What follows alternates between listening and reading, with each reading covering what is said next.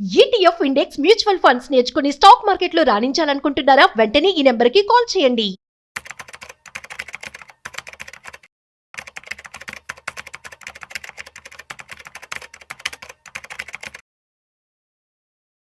Sir నమస్తే sir, ఈద రామకృష్ణ గారు.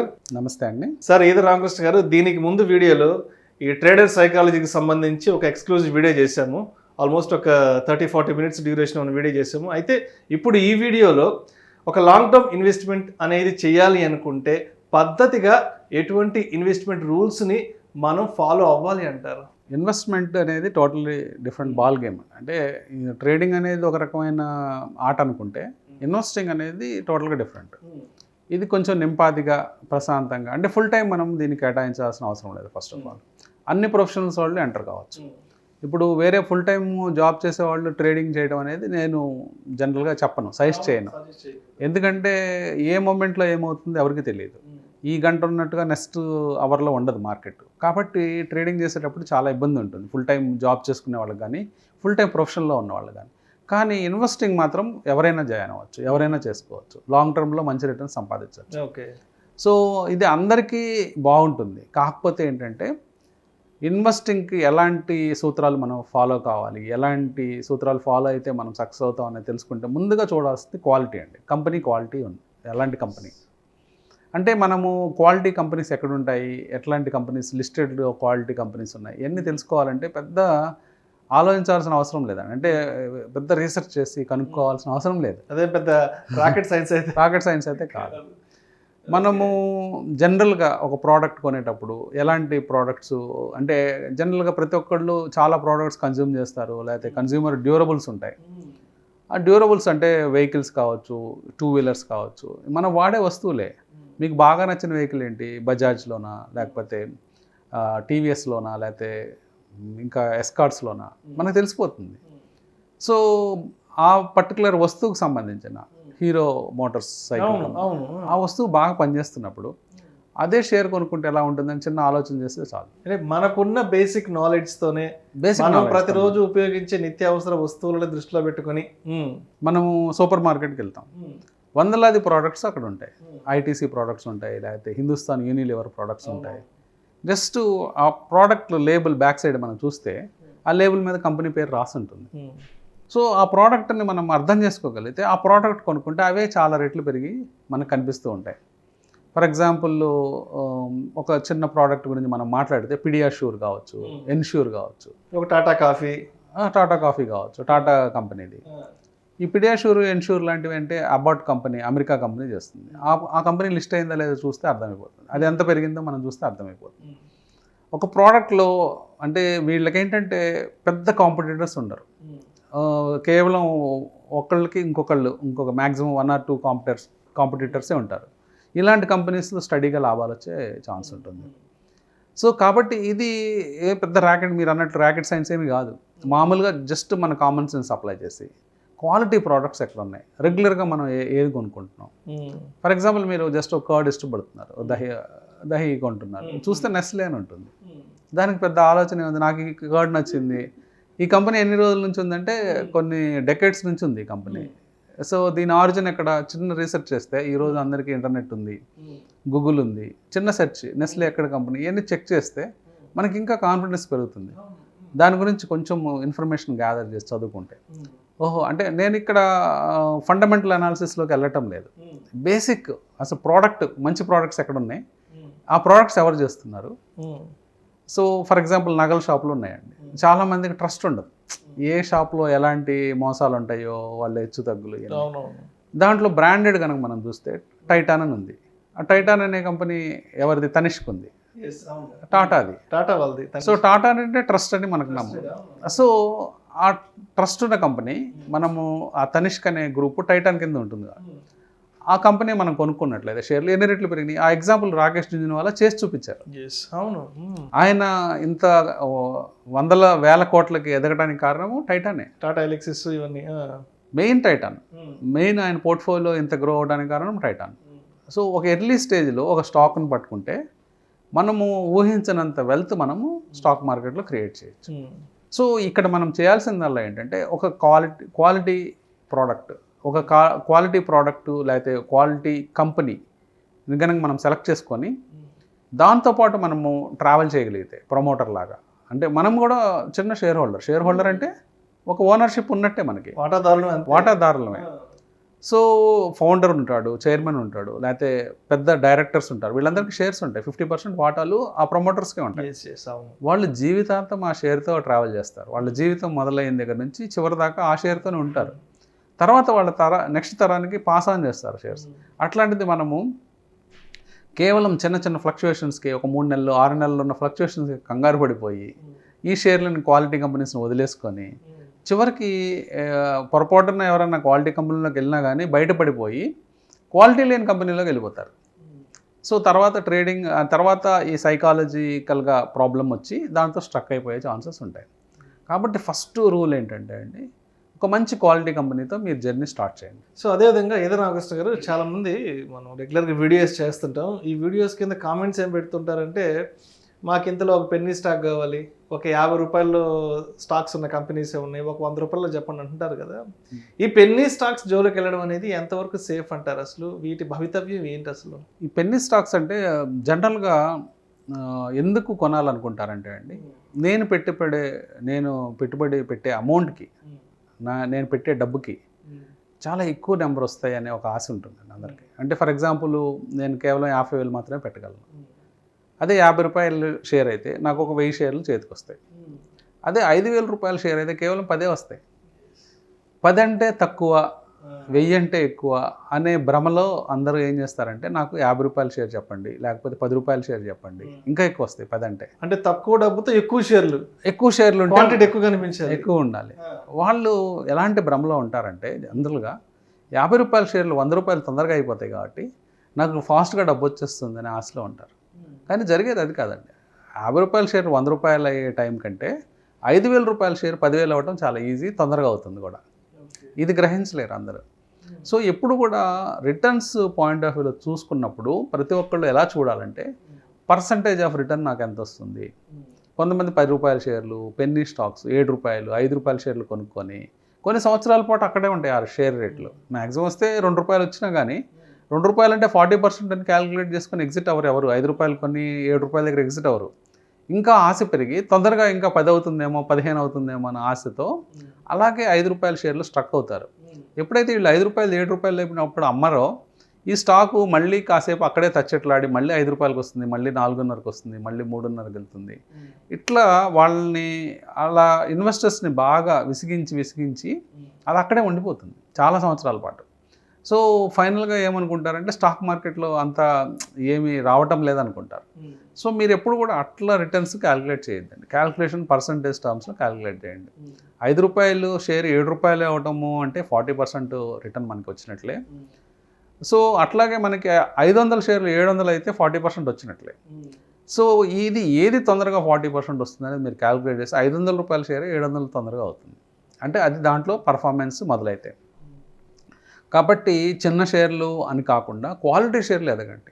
Quality షేర్లు కొనుక్కొని ఆ షేర్స్లో కాన్స్టెంట్గా యాడ్ చేయండి షేర్లని. ఇప్పుడు ఒక షేర్తో మొదలు పెట్టారు. జనరల్గా అందరూ చేసే మిస్టేక్ ఏంటంటే, ఫర్ ఎగ్జాంపుల్ రాకేష్ జుంజునవాలా 30 రూపాయల దగ్గర టైటాన్ కొన్నాడు అనుకోండి, మనం కూడా కొనొచ్చు అదే రోజున. మనకు కూడా అవకాశం ఉంది. అతనికి ఎంత అవకాశం ఉందో ప్రతి ఒక్క కామన్ ఇన్వెస్టర్కి అదే అవకాశం ఉంది. అతను 1,00,000 షేర్లు కొనగానే మార్కెట్ ఏమీ ఎవాపరేట్ అవ్వదు, మార్కెట్ ఏమీ ఇంకా అమ్మకానికి సిద్ధంగా ఉండకపోదు. ఎప్పుడు అమ్మకానికి సిద్ధంగానే ఉంటుంది. ప్రతి మొమెంట్లో బయర్ ఉంటాడు, సెల్లర్ ఉంటాడు.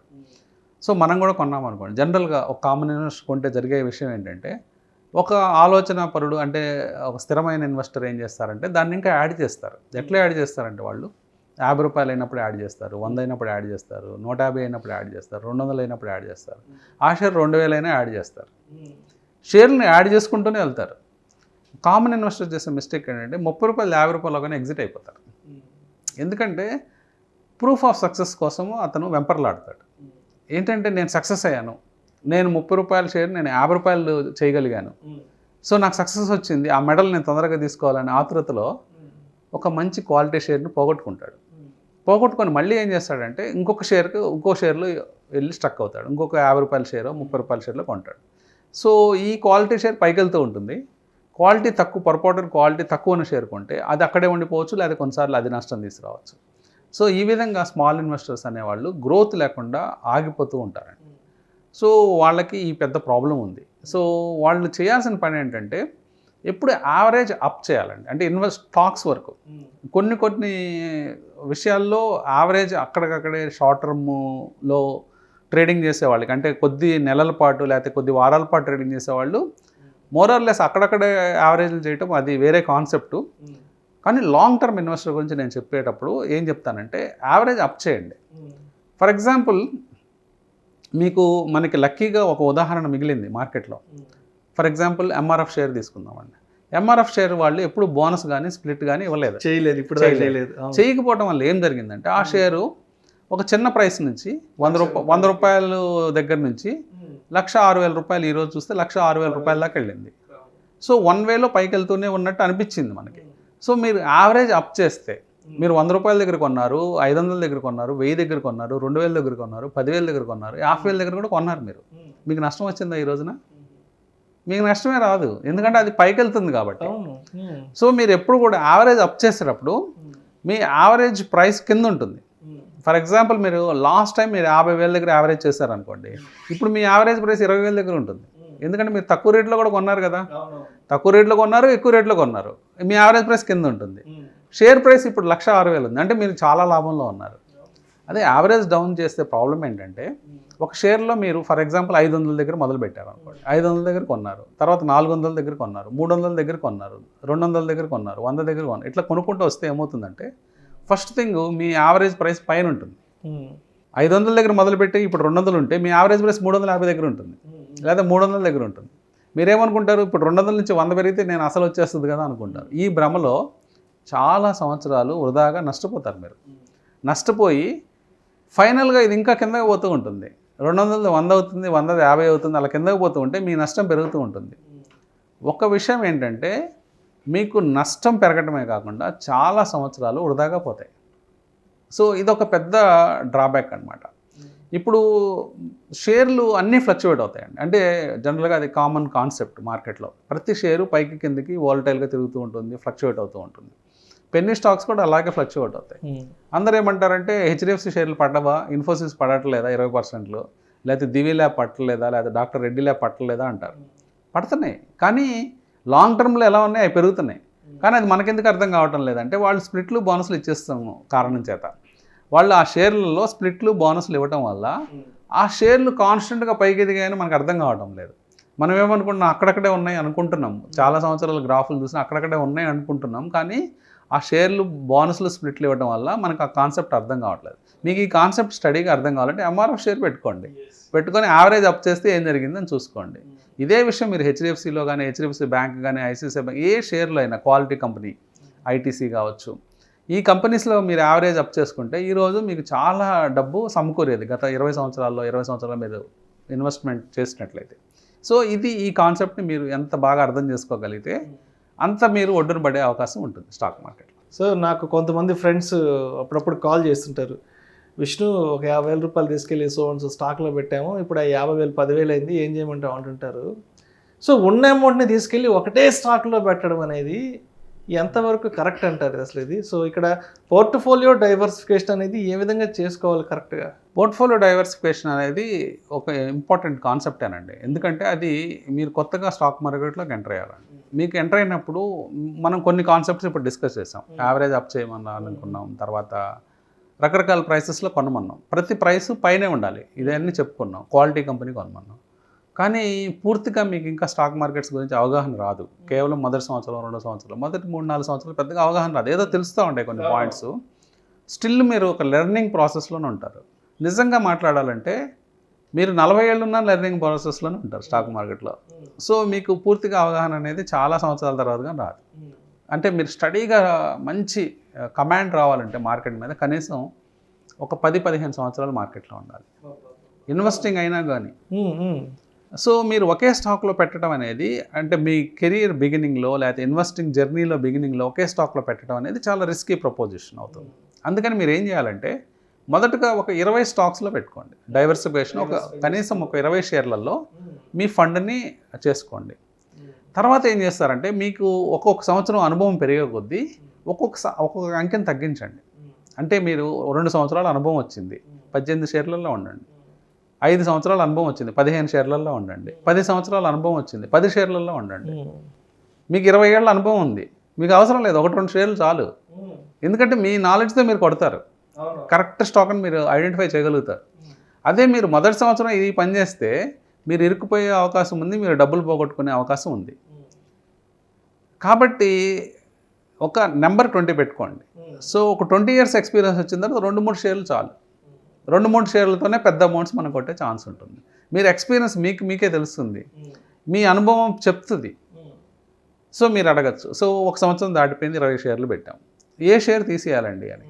20 షేర్లలో మీరు సింపుల్ లాజిక్ అండి, ఏదైతే పర్ఫామ్ చేయట్లేదో మీ 20లో వర్స్ట్గా ఏది ఉందో దాన్ని తీసేయండి, దాన్ని సైడ్ చేసేసుకోవాలి. దాన్ని తీసేసి టాప్ ఏదైతే పర్ఫార్మర్ ఉందో దానికి ఇవ్వండి ఆ డబ్బు. మీ బెస్ట్ హార్స్కి మీరు డబ్బులు ఇస్తూ ఉండండి. ఆబ్వియస్లీ అంతే, ఇంకా సింపుల్. ఇందాక మనం యావరేజ్ అప్ అని చెప్పాం కదా.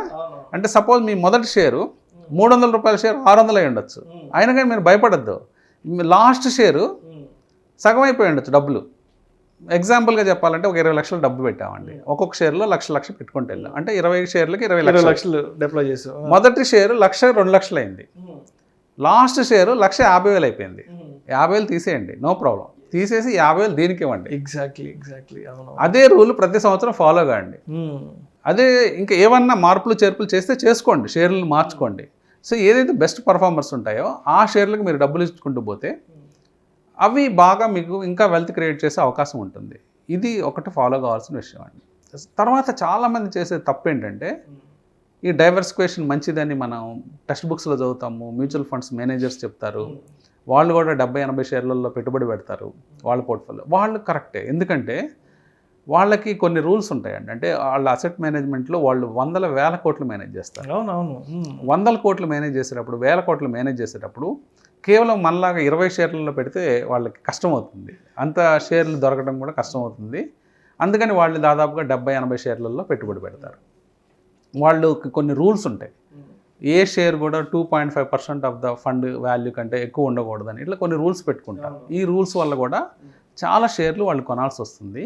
అలాగే వాళ్ళు కూడా చాలా డైవర్సిఫై చేసుకోమని చెప్తారు. కానీ ఈ రూలు మనం ఫాలో అయితే పప్పులో కాలేసినట్టే.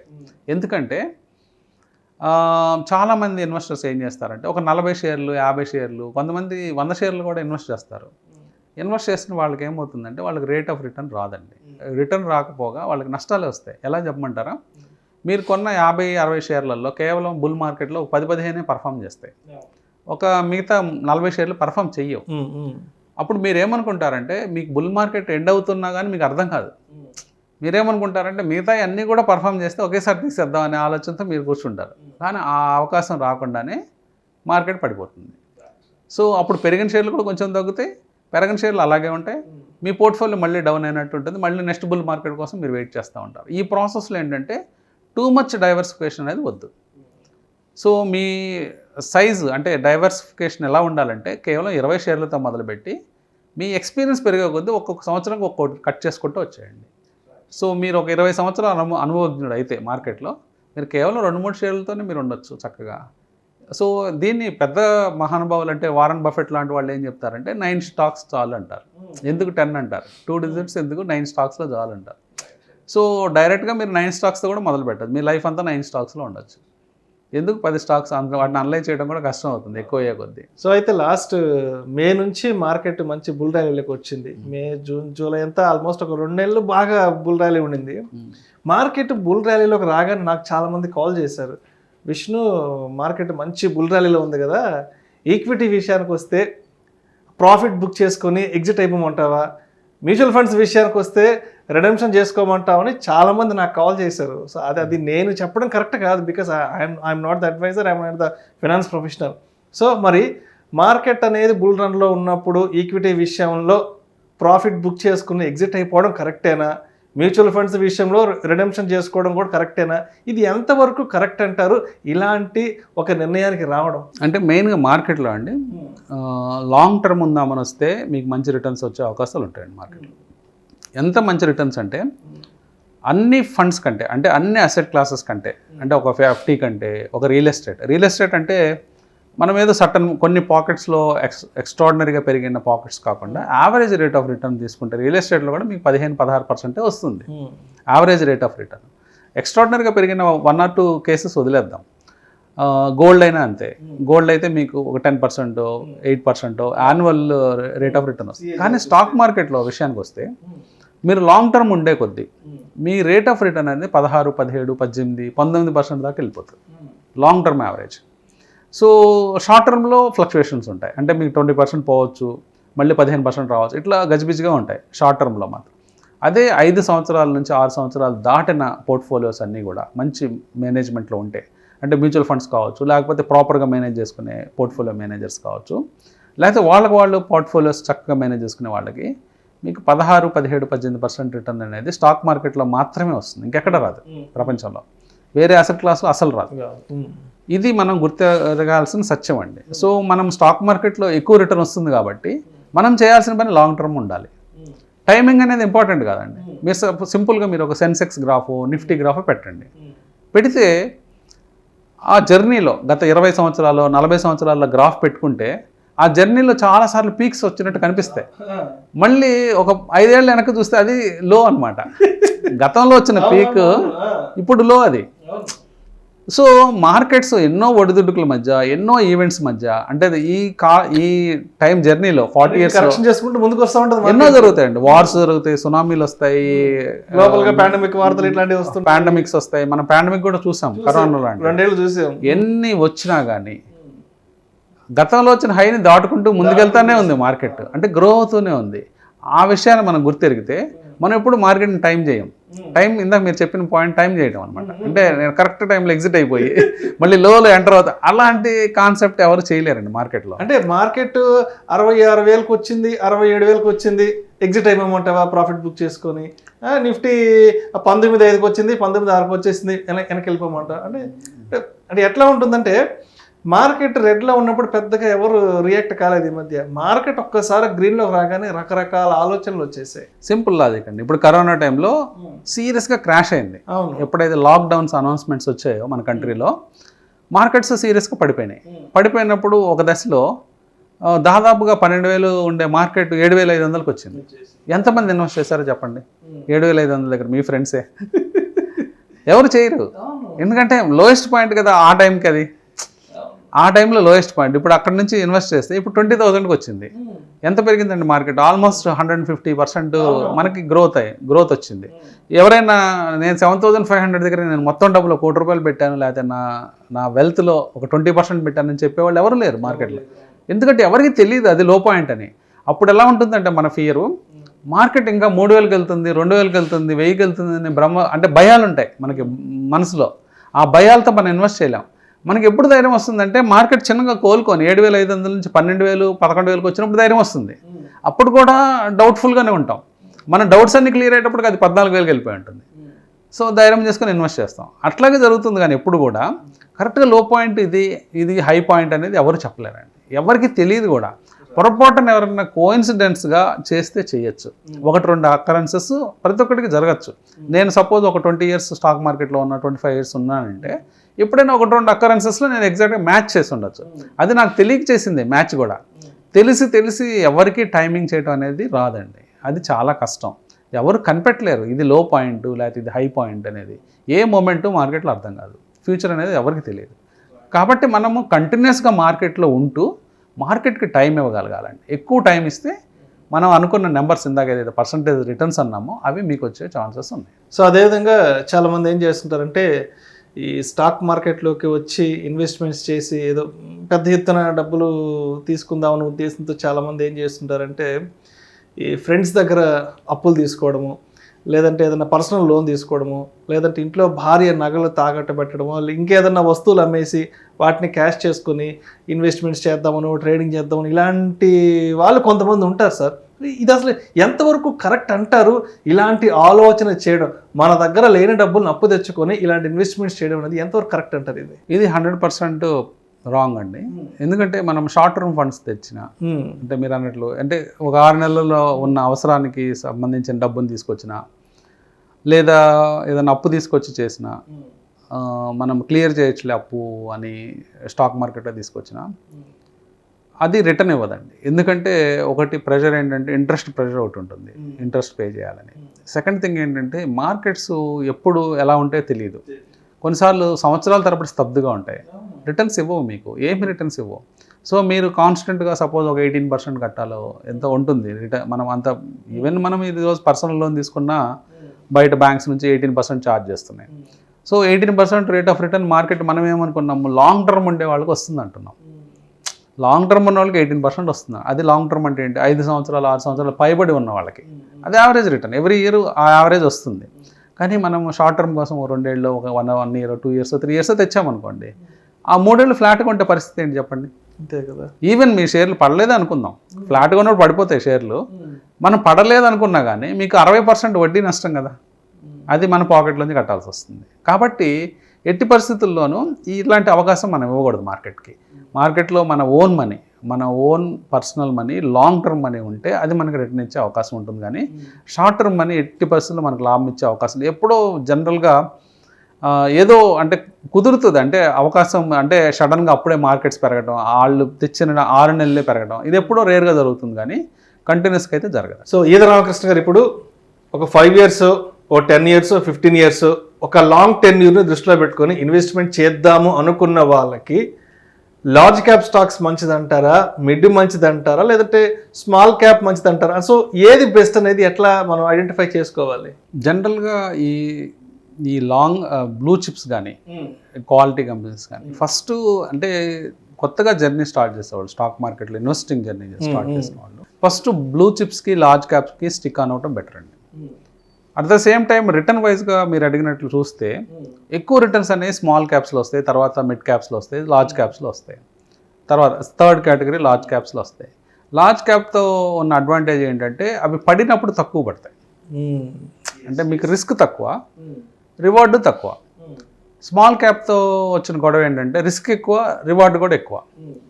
సో మీరు బిగినింగ్ ఆఫ్ ద జర్నీలో మీకు ప్రాబ్లం ఏమొస్తుందంటే స్మాల్ క్యాప్స్ని ఐడెంటిఫై చేయడం కష్టమవుతుంది, ఎందుకంటే మీకు అవి అర్థం కావు. ఎందుకంటే స్మాల్ క్యాప్ అంటేనే ఆ మార్కెట్ క్యాపిటలైజేషన్ తక్కువ, చిన్న కంపెనీస్ అని మనకు అర్థమైపోయింది. చిన్న కంపెనీస్ వైడ్ మార్కెట్స్ ఉండవు, అంటే మనకి ఆ ప్రోడక్ట్ని చూసి అర్థం చేసుకోవడానికి అవకాశం ఉండదు చిన్న కంపెనీస్. ఆ ప్రోడక్ట్స్ గురించి కేవలం పుస్తకాల్లో చదవడం లేకపోతే వెబ్సైట్లో చూడటం వరకే మనకి కుదురుతుంది. అందుకని మన ఐడెంటిఫికేషన్ కష్టం అవుతుంది. అట్ ద సేమ్ టైం మనం మార్కెట్లో ఆపర్చునిటీ కోల్పోతామేమో అనే బెంగ ఉంటే మీరు డైరెక్ట్గా మ్యూచువల్ ఫండ్స్ వైపు వెళ్ళండి.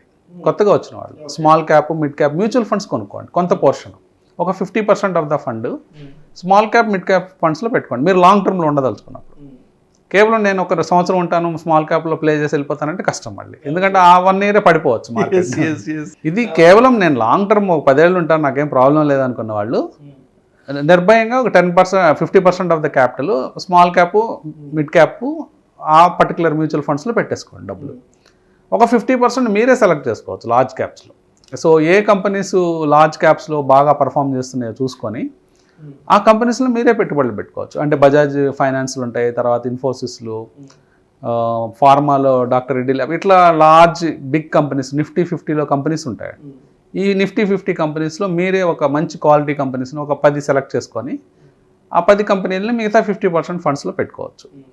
అలా తర్వాత మీరు ఎక్స్పీరియన్స్ అయిన తర్వాత అది ఒకళ్ళు చెప్పే అవసరం లేదు, మీకే తెలిసిపోతుంది స్మాల్ క్యాప్లో ఏది పిక్ చేసుకోవాలి, లార్జ్ క్యాప్లో ఏది పిక్ చేసుకోవాలి. సో అప్పుడు మీరు ఆటోమేటిక్గా మీరు పిక్ చేసుకుంటారు ఒక 10 ఏళ్ళ ఎక్స్పీరియన్స్ తర్వాత. ఈ 10 ఏళ్ళ ఎక్స్పీరియన్స్ వచ్చేదాకా మార్కెట్లో మీరు చక్కగా mid cap, small cap mutual ఫండ్స్లో పెట్టుబడి పెట్టచ్చు. లేదు ఇంకా కొంతమంది మేము ఎక్కువ రీసెర్చ్ చేస్తామండి, మేము బాగా కష్టపడి ఐడెంటిఫై చేస్తామంటే మీకు మీరుగా ఐడెంటిఫై చేయొద్దు, మామూలుగా మీరు రీసెర్చ్ చేయాల్సిన అవసరం లేదు. Small cap, mid cap funds బాగా పర్ఫామ్ చేసే ఫండ్స్లో ఏ స్టాక్స్ ఉన్నాయో సెర్చ్ చేయండి. సో మీకు కొన్ని క్లూస్ దొరుకుతాయి. ఆ మ్యూచువల్ ఫండ్స్ ఏ స్టాక్స్ని హోల్డ్ చేస్తున్నాయి, ఒక స్మాల్ క్యాప్ ఫండ్ హోల్డ్ చేసే మ్యూచువల్ ఫండ్ ఉంది. సో వాటిల్లో ఏ స్టాక్స్ ఉన్నాయో మీరు చూడొచ్చు, చూసి వాటిల్లో మీరు ఎంటర్ కావచ్చు. ఇక్కడ ప్రాబ్లం ఏమొస్తుందంటే మనం చూస్ చేసుకున్న స్టాక్స్ పెరగకపోవచ్చు, ఎందుకంటే వాళ్ళకి ఆ ఫండ్లో 60 స్టాక్స్ ఉంటాయి. ఆన్ యావరేజ్ వాళ్ళు గ్రో అవుతూ ఉంటారు. మనం 1-2 సెలెక్ట్ చేసుకుంటే ఆ 2 పెరగకపోతే మనం మళ్ళీ డిసప్పాయింట్ అయ్యే అవకాశం ఉంటుంది. అందుకని జనరల్గా నేను ఇచ్చే సలహా ఏంటంటే కొత్తగా వచ్చే ఇన్వెస్టర్స్ అందరూ కూడా మ్యూచువల్ ఫండ్స్లో మిడ్ క్యాప్ స్మాల్ క్యాప్లో ఇన్వెస్ట్ చేసుకోండి. మీకు ఎక్స్పీరియన్స్ వచ్చిన తర్వాత కనీసం 10-15 years ఎక్స్పీరియన్స్ వచ్చిన తర్వాత అప్పుడు మీరు పిక్ చేయండి. సో అదేవిధంగా ఓవర్ హైప్డ్ స్టాక్స్ అంటాం కదా, సో వీటి విషయంలో మనం ఏ విధంగా వ్యవహరించాలంటారు? పబ్లిక్లో బాహాటంగా మాట్లాడే స్టాక్స్, పర్టికులర్గా బిలో 150 రూపీస్ ఉండే స్టాక్స్ ఎక్కువ పాపులర్ అవుతాయండి. అంటే జనరల్గా మనం చూడాల్సింది నెంబర్ ఆఫ్ షేర్స్ చూడరు పబ్లిక్. అంటే మార్కెట్ క్యాపిటలైజేషన్లో number of shares into price multiply చేస్తే మార్కెట్ క్యాప్ వస్తుంది. ఆ షేర్స్ చాలా హైప్ అవుతాయి అన్నమాట. అంటే ఏదో సమ్ ఆపరేటర్స్ వీళ్ళు పంప్ చేస్తారు ఆ స్టాక్స్ అన్నిటిని పబ్లిక్లోకి తోసేసినప్పుడు వాటి గురించి అందరికీ ఎస్ఎంఎస్లు రావటము, లేకపోతే ఏదో ఎక్కడి నుంచో ఇన్ఫర్మేషన్ వచ్చి తెలియకుండానే అందరూ ఆ స్టాక్స్ గురించి డిస్కస్ చేసి అందరూ ఆ స్టాక్స్ కొనుక్కుంటారు. తర్వాత ఆ స్టాక్స్ ఇలా ఓవర్గా హైప్ అయిన స్టాక్స్ తర్వాత పెరగవు, తర్వాత ఆగిపోతాయి. ఎందుకంటే ప్రతి ఒక్కళ్ళ పోర్ట్ఫోలియో ఆ షేర్లు ఉంటాయి. సో అక్కడే అందరూ పెద్ద తప్పు చేసే అవకాశం ఉందండి. ఇట్లాంటి స్టాక్స్ వైపు మనం పరిగెత్తే కంటే ఇందాక మనం ఫస్ట్ పాయింట్ చెప్పుకున్నప్పుడు క్వాలిటీ షేర్స్ ఎవరికి తెలియకపోయినా పర్వాలేదు, మనకు తెలిస్తే చాలు. ఎక్కువ మంది మాట్లాడుకునే షేర్లు, ఒక ఎగ్జాంపుల్ చెప్పాను అబౌట్ ఇండియా అని. ఆ షేర్ గ్రాఫ్ చూసుకోండి ఎట్లా పెరిగిందనేది. సో అది మన ఎదుర్కొన్న ప్రోడక్టే, ప్రతి ఇంట్లో వాడే ప్రోడక్టే. అలాంటి ప్రోడక్ట్ ఉన్న కంపెనీ, అమెరికన్ బేస్డ్ కంపెనీ మనం కొనుక్కున్నట్లయితే స్టడీగా పెరిగింది. అలాంటి స్టాక్స్ గురించి ఎవరు మాట్లాడరు, ఎక్కడ డిస్కస్ చేయరు. ఎందుకంటే దాని షేర్ హోల్డర్సే తక్కువ ఉంటారు. ఆ తక్కువ ఉన్న షేర్స్ హోల్డర్స్ ఎక్కడెక్కడ ఉంటారు. సో అలాంటి షేర్లు కనుక మీరు పిక్ చేయగలిగితే మీకు ఎక్కువ రిటర్న్ వచ్చే ఛాన్స్ ఉంటుంది. లేదా ఇప్పుడు జనరల్గా మీరు అడగండి ఐటీసీ ఎంతమంది దగ్గర ఉన్నాయని. ఈవెన్ వైడ్లీ హెల్డ్ స్టాక్ కదా మ్యూచువల్ ఫండ్స్లో, చాలామంది దగ్గర ఉండవు జనరల్ షేర్ హోల్డర్స్ దగ్గర. జనరల్ షేర్ హోల్డర్ దగ్గర ఎలాంటి షేర్లు ఉంటాయంటే వోడాఫోన్ ఉంటుంది, లేకపోతే సుజలాన్ ఉంటుంది. ఎందుకంటే ఇవి తక్కువ ప్రైస్ ఉన్న షేర్లు, ఎక్కువ మంది పాపులర్గా ఉన్న షేర్లు. తర్వాత పడిపోయిన షేర్ల గురించి ఎక్కువ ఆశపడతారు. అంటే ఒక షేర్ పడిపోతుంది అనుకోండి, సపోజ్ కాఫీ డే ఉంది, ఏదో ప్రాబ్లం వచ్చింది, ఆ షేర్ పడిపోగానే ఎంటర్ అవుతారు. అది అక్కడ నుంచి కంటిన్యూస్గా ఫాలో అవుతూనే ఉంటుంది.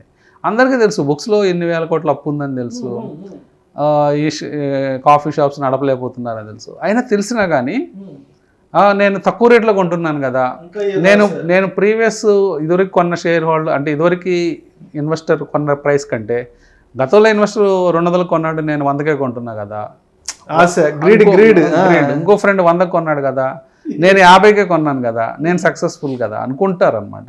ఆ భ్రమల్లో ఉంటారు. ఇలాంటివన్నీ వదిలించుకోవాలండి మనం. ఇది తక్కువ ప్రైస్లో కొనడం గొప్ప కాదండి, ఎక్కువ ప్రైస్ అయినా పర్వాలేదు, పెరగటం గొప్ప. ఒక షేర్ పెరగాలి, మనం కొన్న షేర్ పెరగాలి. లాస్ట్గా ఒక పాయింట్ చెప్తాను. మనము ఇక్కడ కన్జ్యూమర్ మైండ్ సెట్, అలాగే బిజినెస్ మైండ్ సెట్ అని రెండు ఉంటాయండి. కన్జ్యూమర్ మైండ్ సెట్ అంటే మనం ఒక సూపర్ మార్కెట్కి వెళ్ళామనుకోండి, పేస్ట్లు డిస్కౌంట్కి ఇస్తున్నారు 50%, సోపులు 50% డిస్కౌంట్లోకి ఇస్తున్నారు. మనం ఏం చేస్తాం, ఎక్కువగా ఉంటాం కదా, ఎందుకంటే మనం కన్జ్యూమ్ చేస్తాం, మనం వాడేసుకుంటాం, అయిపోతాయి వారం. ఇప్పుడు సపోజ్ మనం పర్టికులర్ బ్రాండ్ సోపు వాడుతున్నాం రోజు, ఆ సోప్ నాకు 50%కి ఇస్తున్నారు అనుకోకుండా పలానా స్టోర్కి వెళ్తే. అది నాకు బయట ఎక్కడ కొన్నా 100% ప్రైస్ కట్టాలి నేను.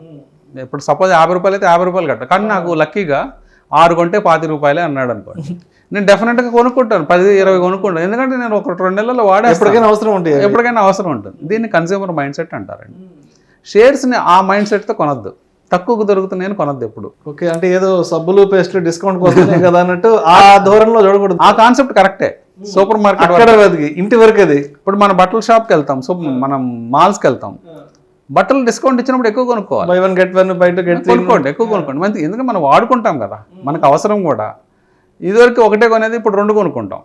మనము అక్కడ ఆ మైండ్ సెట్ కరెక్ట్ అండి. అది ఆ మైండ్ సెట్ మీరు అప్లై చేయండి సూపర్ మార్కెట్కి వెళ్ళినప్పుడు, మాల్కి వెళ్ళినప్పుడు.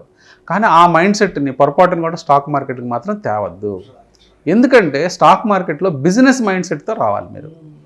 మీరు కొన్న షేర్ ఫ్యూచర్లో ఇంకొకటికి అమ్మాలి. మీరు ఆలోచించండి, నేను ఒక షేర్ కొన్నాను 500 పెట్టి, నేను 1 సంవత్సరం తర్వాత, 2 సంవత్సరాల తర్వాత దాన్ని నేను 1000 రూపాయలకి అమ్మాలి. ఎట్లా అమ్మగలుగుతాను ఒక షేర్ని 1000 రూపాయలకి 500 కొని? అది క్వాలిటీ కంపెనీ అయ్యి ఆ 2 ఏళ్ళు సర్వైవ్ అయ్యి దాని ప్రాఫిట్స్ పెరిగితేనే వేరే వాడు వచ్చి నా దగ్గర 1000 కొంటాడు. అవునవును. అంతేగాని ఒక చెత్త కంపెనీ కొనుక్కుంటే నా దగ్గర 500 కొనడు కదా, 200కు 100కో కొంటాడు. ఇది బిజినెస్ మైండ్ సెట్. ఎప్పుడు మన బిజినెస్ మైండ్ లాగా ఆలోచించాలి. కన్స్యూమర్ మైండ్ సెట్ని వదిలిపెట్టాలి ఇంటి దగ్గరే, లేకపోతే సూపర్ మార్కెట్లోనే వదిలిపెట్టేయాలి. స్టాక్ మార్కెట్కి వచ్చి ఆ మైండ్ సెట్ తీసుకొస్తారు చాలామంది. తీసుకొచ్చి ఇది చౌకగా దొరుకుతుంది కదా, 2 నెలల క్రితం 100 రూపాయలు ఉండేది, ఇప్పుడు 25కే దొరుకుతుంది కదా, ఎక్కువ కొందామని ఎక్కువ కొంటారు. తర్వాత దాంట్లో స్ట్రక్ అయిపోయి అక్కడే ఉండిపోతారు. ఎందుకంటే నువ్వు భవిష్యత్తులో ఆ కంపెనీని ఇంకొకరికి అమ్మాలి. 25 రూపాయలు 50కి ఎలా అమ్ముతావు? ఇది నష్టాల్లో ఉన్న కంపెనీ 50కి ఎప్పుడు వస్తుంది? వచ్చేదాకా మనకు ఓపిక ఉంటుందా? మన ఇన్వెస్ట్మెంట్ అనేది అర్థవంతమైనదిగా ఉండాలని, వ్యర్థమయ్యేదిగా ఉండకూడదు కదా. అవును, ఎందుకంటే మనము ఫ్యూచర్లో అమ్మాల్సిన ప్రైస్ పెరగాలి. సో అక్కడ మీ బిజినెస్ మ్యాన్ మైండ్ సెట్, అది బిజినెస్ మ్యాన్ మైండ్ సెట్ తీసుకురావాలి, లేకపోతే మీరు నష్టపోయే అవకాశం. Right. Thank you so much Edara Ramakrishna గారు. చాలా సావధానంగా మన ప్రేక్షకులకి చాలా రోజుల తర్వాత మీ నుంచి ఒక డిఫరెంట్ కంటెంట్తో, ఒక యునిక్ కాన్సెప్ట్, ఒక యునిక్ కంటెంట్తో మరొకసారి ప్రేక్షకుల ముందుకు మనం వెళ్ళబోతున్నాము. అండ్ ఈ వీడియోలో పర్టికులర్గా ఒక ఇన్వెస్టర్ మైండ్ సెట్ ఎలా ఉండాలి, ఒక లాంగ్ టర్మ్లో ఇన్వెస్ట్ చేసే ముందు ఒక రిటైల్ ఇన్వెస్టర్ అనే వాళ్ళు ఎటువంటి జాగ్రత్తలు తీసుకోవాలి, ఎటువంటి విషయాల పట్ల తప్పనిసరిగా అవగాహన కలిగి ఉండాలి అనే ఇటువంటి అన్ని రకాల అంశాల గురించి మీ యొక్క అనుభవాన్ని మొత్తం క్రోడీకరించి మన ప్రేక్షకులకు తెలియజేశారు. Thank you so much Edara Ramakrishna గారు. థ్యాంక్ యూ అండి.